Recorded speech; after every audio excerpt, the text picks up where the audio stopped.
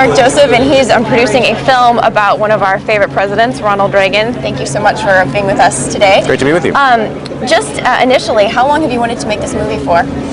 You know, here's actually how it happened. I was driving from Chicago to St. Louis, and with my family, and I got pulled over for speeding. And I looked down, and the officer gave me the ticket, and it said, "You must appear in court in Dixon, Illinois, Ronald Reagan's hometown."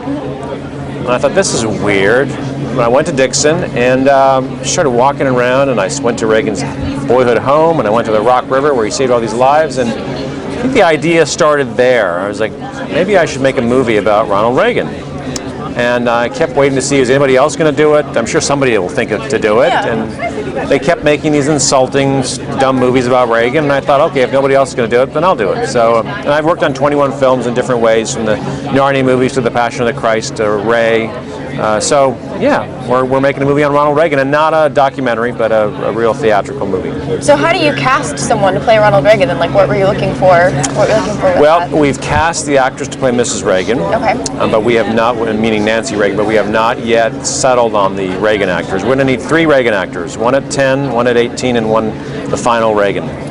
So we've talked to probably 3 or 4 guys that are seriously about the role, and I could tell you, but I'd have to kill you. No, I don't want to die, so a little young to die for that.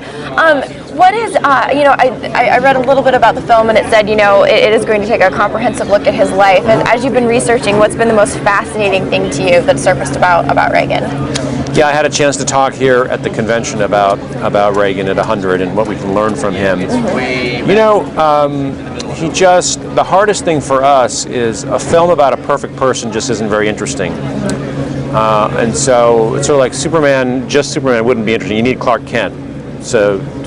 But the hardest thing with Reagan is there are just no obvious flaws. It's like he's not, murdering and cheating and stealing, and he's so nice. And I think what we settled on is not that he's a bad person, but that he had a lot of failure in his life.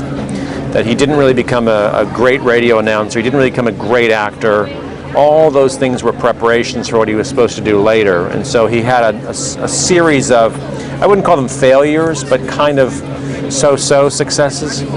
And his mother had always taught him, when God is closing a window, that means he's going to open another one. When God shuts a door, he's going to open a window. And so when something is not working, look for the next thing that's going to happen. But as far as Reagan the man, yeah, we just couldn't find a whole lot of, not that we were looking, but, he's just, there was one great story of one of his biographers found an innkeeper or hotel guy who said, "Oh, Reagan came to my hotel, and he was very rude to me when he checked in." And the guy's like, "Great, I finally found some dirt on Reagan." And he said, "Well, what happened?" And the innkeeper said, "Well, the next morning he came back down and apologized to me for the way he treated me the night before." He ruined it. So it's like, give me a break.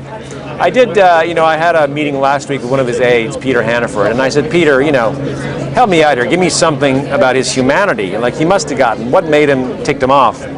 He said, "Yeah, when we would overschedule him, he would get upset with us." And one time, he said he looked at the schedule, we were at a conference table, and he threw his glasses across the table, and he said, "Fellas, you overscheduled me." And I'm like, okay, now he's human. Can relate to yeah, he's not Mr. Perfect. But, he's a remarkable man and a very interesting, with movies you want people that are interesting, and he's very interesting. I know this is kind of a dangerous question to ask because Hollywood isn't necessarily, like the promised land for conservative ideas right now. But how difficult is it to make a movie about a conservative in Hollywood? Well, there's a reason that it hasn't been made, and the reason that we're the first to do it. So, we're kind of making it partly outside of the system and partly in the system, in that they will have a studio distributing the film, but we're making it kind of independently outside the structure of a studio. So it's getting the best of both worlds, where we're making it independently, but then we're partnering with the studio to distribute it in the theaters. What kind of timetable are you working on, just that way if people are interested, they can know what to expect and where to go for more information? Yeah, we announced it in September, and we'll be probably in theaters by sometime mid-2012. Okay. So once so we right finish around presidential election time, we're going to have this. Yeah, I was hoping to have it sooner. I really wanted it in 2011 because it's the centennial of his birth, and there's a lot of buzz. But we're just kind of moving with the flow. Our screenwriters are working. They're about on the 3rd draft of the script right now. We had 1, 2, 3rd draft. We have 2 great screenwriters Jonas McCord, who wrote the movie Malice, with Nicole Kidman and somebody else I can't remember. And then our other writer is Howie Klossner, who wrote Space Cowboys, which is a Clint Eastwood movie.